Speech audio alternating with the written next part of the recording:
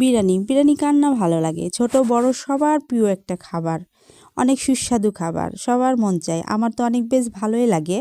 তো আপনাদের কেমন লাগে জানাবেন বন্ধুরা। হ্যালো, আসসালামু আলাইকুম এভরিওয়ান। চলে আসলাম আপনাদের মাঝে আর একটা নিউ ব্লগ নিয়ে। এই তো আমার মেয়ের ফ্রেন্ডের বাসায় দাওয়াত ছিল, তো যাব না ভাবলাম, তারপরেও ওর আম্মা ছাড়লো না। আপা আসেন আসেন ফোন করছিল, তো বারবার বলল, তো আবার গেলাম, কি করব, যাই।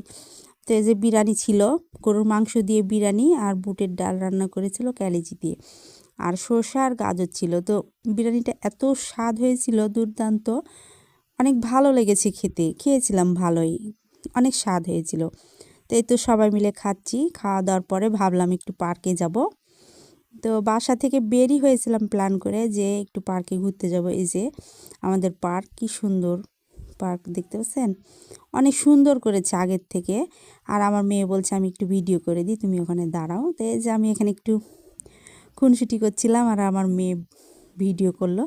আর এই যে অনেকটা মানে গোটা পার্ক ঘুরে ঘুরে দেখছি, এখানে একটা হাতি করা আছে ই দিয়ে, গাছ দিয়ে। তো ভালোই লাগলো ঘুরতে। কখনো কখনো মন খারাপ হলে একটু ঘোরাঘুরি করলে ভালোই লাগে। আর এই তো হরিণের বাচ্চা, হরিণ কতগুলা। কিন্তু একটা বিষয় কি জানেন, পার্ক এখন সুন্দর, কিন্তু আগের তুলনায় কিছুই নাই।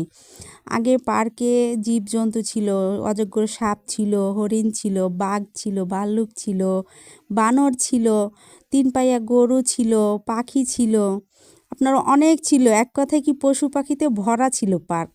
সে পার্কে মানে এখন তুলনায় কিছুই নাই। তো এই যে পার্ক ঘোরা শেষ, তারপরে বের হয়ে গেলাম বাইরের দিকে।